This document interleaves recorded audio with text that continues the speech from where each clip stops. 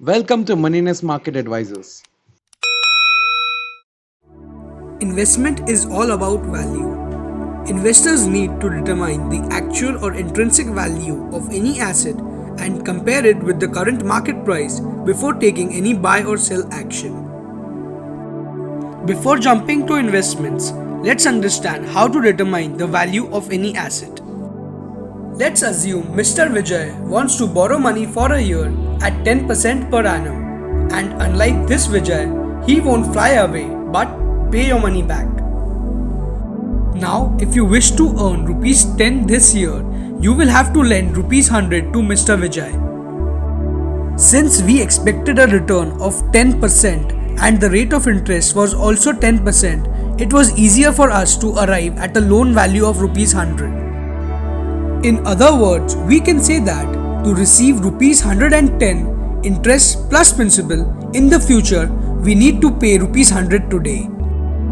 By this, we can derive that the price of any asset should be the present value of its future cash flows.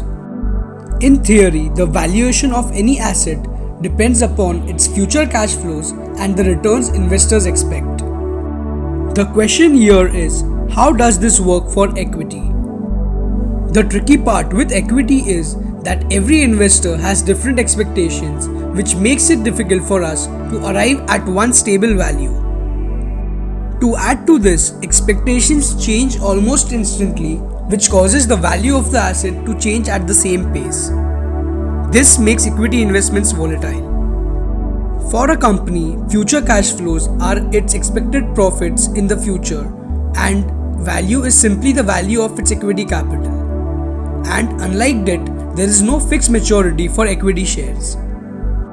Now, to estimate the future profits of a company is not as simple as it was in the case of a loan. Various factors affect the profits of a company. If the profits are expected to increase, the value of shares will also increase, and vice versa. This is what happens in theory, but practically, what drives the price of a company is pure expectations. Which is why shares of loss-making companies are also traded on stock exchanges, and even these shares have a value. If investors expect the company's business to turn profitable in the future, they can still take a risk to bet on it and earn higher returns. Even though profitability is a very important factor driving value, it is not the only one.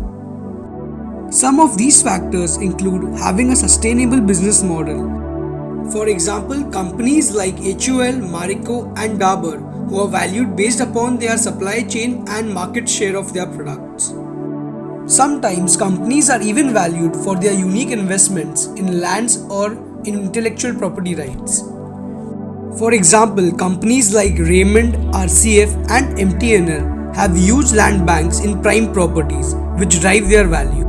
Pharmaceutical companies like Sun Pharma, Dr. Reddy's and Lupin invest heavily in research and development to get valuable patents and exclusive selling rights. Sometimes the value of a company may also increase if they are a good candidate for merger and acquisition. A company might receive higher valuations for even some popular brands that they own, for example Pidilite and Colgate. Some companies are also valued based on their management and promoter groups. For example, companies like HDFC and HDFC Bank having top-in-class management, and companies owned by renowned promoter groups like Tatas and Birlas. These factors, amongst others, are what drive the value of a company. As we know, markets are constantly bombarded with new information. This information and development cause the ability of some factors to generate profits, and based on which the prices of companies go up or down.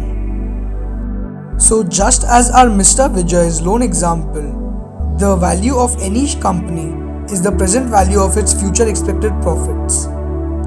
But what makes it interesting is that unlike a loan, the future cash flows of a company are not certain. Stay tuned to understand different techniques that we can use to value a company.